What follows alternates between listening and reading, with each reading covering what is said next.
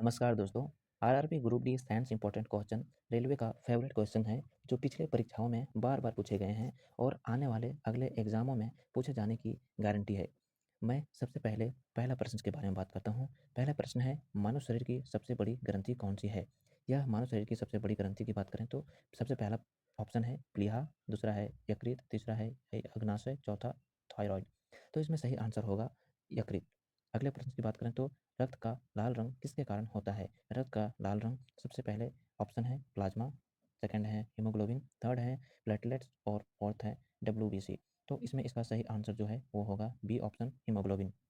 अगले प्रश्न है, विटामिन सी का रासायनिक नाम क्या है? विटामिन सी का रासायनिक नाम में पहला ऑप्शन है रेटिनॉल, दूसरा स्कॉर्बिक, तीसरा टेकोफेरॉल, चौथा कैल्सीफेरॉल। तो इसमें जो विटामिन सी का रासायनिक नाम है वो है एस्कॉर्बिक एसिड। एस्कॉर्बिक एसिड जो है ये विटामिन सी का रासायनिक नाम है।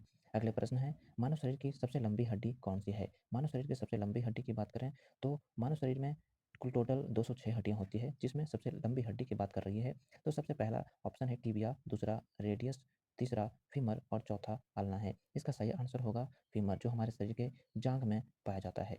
अगले प्रश्न की बात करें तो इंसुलिन किस प्रकार की ग्रंथि से स्रावित होती है? इंसुलिन जो है हमारे शरीर के किस ग्रंथि से स्रावित होती है? तो इसकी पहला ऑप्शन है थायराइड, अग्नाशय, पिट्यूटरी, एड्रिनल। मैं इस ऑप्शन को बार बार रिपीट नहीं करना चाहूँगा क्योंकि इससे आपका समय बर्बाद हो रहा है। तो मैं क्वेश्चन पढ़ूंगा और उसका आंसर दूंगा। तो इस चीज़ को थोड़ा सा माइंड करिएगा। मैं ऑप्शन को बार बार रिपीट नहीं करना चाहता हूँ। तो इसका आंसर जो है 5वें नंबर क्वेश्चन का, इंसुलिन किस ग्रंथि से स्रावित होती है, इसमें इसका आंसर हो जाएगा अग्नाशय ग्रंथि से। अगले प्रश्न की बात करें तो अगले प्रश्न है, प्रकाश संश्लेषण के लिए आवश्यक गैस कौन सी होती है? प्रकाश संश्लेषण के लिए आवश्यक जो है वो होता है कार्बन डाइऑक्साइड, और श्वसन के लिए जो गैस की आवश्यकता होती है वो होती है ऑक्सीजन, जो कि हम लोग करते हैं, यानी मनुष्य लोग करता है श्वसन के लिए, जो उसे ज़रूरत होती है ऑक्सीजन की। तो अगले प्रश्न की बात करते हैं।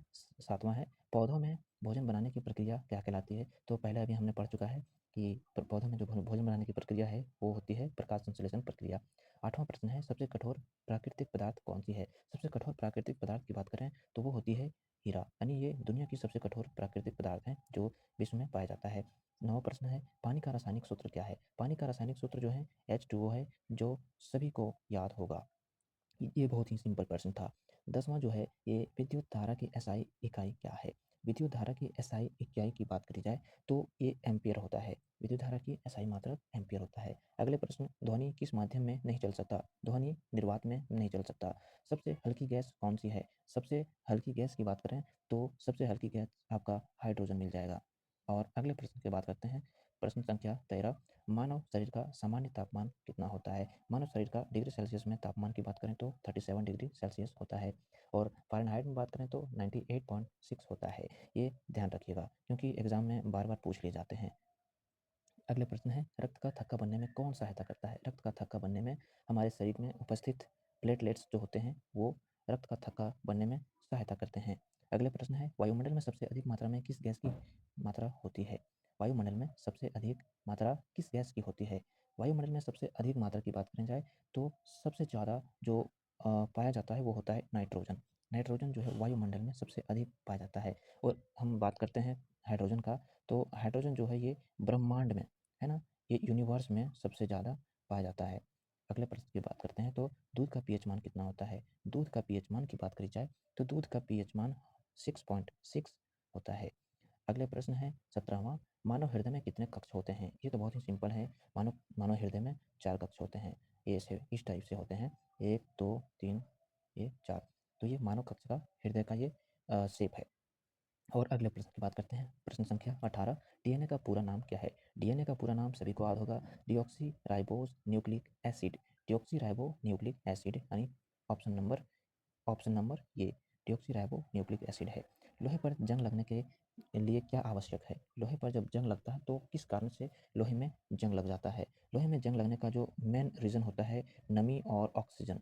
नमी और ऑक्सीजन के कारण लोहे पर जंग लगता है। विद्युत बल्ब का फिलामेंट किसका बना होता है? ये भी बहुत ही सिंपल है, बट वैसे लोगों के लिए सिंपल है, ऐसे प्रश्न जिन्होंने अच्छे से तैयारी की हो, ईमानदारी से तैयारी की हो और अपने लिए सीरियस रहा हो हमेशा। बहुत सारे लोग ऐसे हैं जो बहुत कुछ करना चाहते हैं, जैसे कि पढ़ाई भी करना चाह रहे हैं, मोबाइल भी चलाना चाह रहे हैं, घूमना भी चाह रहे हैं, लोगों से बात भी करना चाह रहे हैं, गर्लफ्रेंड भी रखना चाह रहे हैं। तो ऐसे लोग डाइवर्ट हो जाते हैं चारों तरफ। इसका मतलब ये है कि अगर आप 2 नाव पे पैर रखोगे तो आप पूरी तरीके से एक जगह पे नहीं रह सकते। आप कभी न कभी नीचे पानी में गिर ही जाओगे। तो ऐसी बातों को थोड़ा-सा ध्यान रखिए, क्योंकि आपका लाइफ़ आप ही को सुधारना होगा। आपके माँ-बाप आप पे भरोसा करते हैं कि आप उन्हें आने वाले टाइम पे उनकी ध्यान रखोगे। तो इन सब बातों को थोड़ा-सा याद करके अपने आप को थोड़ा-सा मोटिवेट करके रखिए। अगले प्रश्न की बात करें।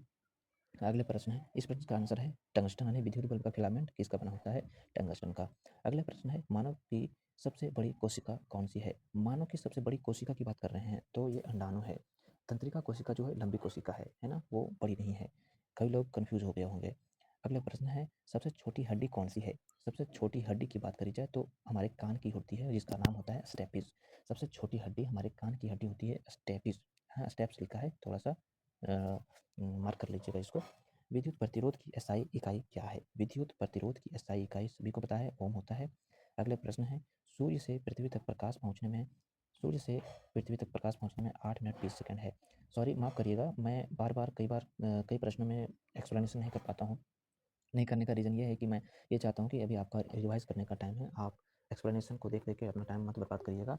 इसीलिए मैं ज़्यादा इस चीज़ को उम, उम मार्क नहीं कर रहा हूँ।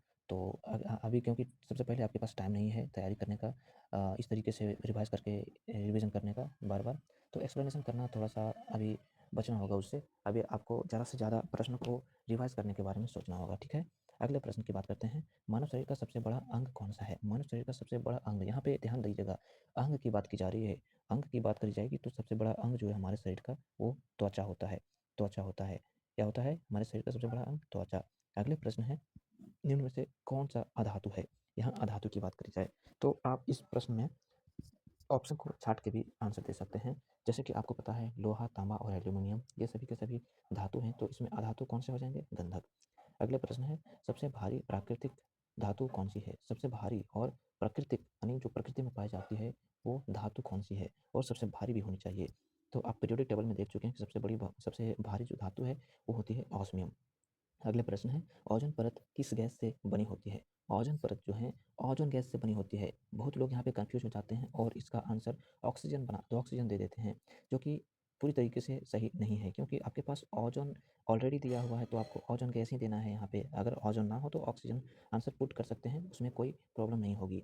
अगला प्रश्न है, वयस्क मनुष्य के शरीर में कुल कितनी हड्डियाँ होती है? वयस्क मनुष्य के शरीर में टोटल 206 हड्डियाँ होती है। बच्चों में ज़्यादा होती है, लेकिन जब वो वयस्क हो जाता है तो कुछ हड्डियाँ आपस में जुड़ जाते हैं, जिसके चलते उनकी संख्या धीरे-धीरे कम हो जाती है। अगले प्रश्न है, और ये ही लास्ट प्रश्न है, मानव शरीर में सामान्यतः कितने दाँत होते हैं? मानव शरीर में सामान्य रूप से कितने दाँत होते हैं? टोटल दाँत की बात करी जाए तो 32। कई लोग बोलते हैं ना कि ज़्यादा बकवास मत करो, नहीं तो 32 ही निकाल देंगे। तो ये 32 ही जो होता है वो दाँत के बारे में बात करते हैं, ठीक है? तो ऐसे प्रश्न को याद रखिएगा इस तरीके से। आइए हम थोड़ा-सा इसके बारे में बात करते हैं कि ये जो एग्ज़ाम है और एग्ज़ाम का जो टारगेट है वो है सिलेक्शन दिलाना, ठीक है? एग्ज़ाम का टारगेट है सिलेक्शन दिलाना, और आपके पास बहुत कम समय है पूरी चीज़ों को रिवाइज़ करने का। तो एग्ज़ाम बहुत ही जल्द होने वाला है आपका, और यही समय जो है आपको तैयारी करने के लिए झोंकना होगा। आपके पास किसी भी प्रकार की ऑब्स्टेकल्स है तो उसको साइड कर दीजिए। किसी भी प्रकार के ऐसे चीज़ों से बचिए जो आपको आपके एग्ज़ाम की तैयारी करने में बाधा बनने की कोशिश कर रही है। तो ऐसी चीज़ों से हमेशा दूर रहा करिए, क्योंकि आपका लाइफ़ है, आप ही को सुधारना है, कोई दूसरा बिल्कुल नहीं आएगा सुधारने के लिए।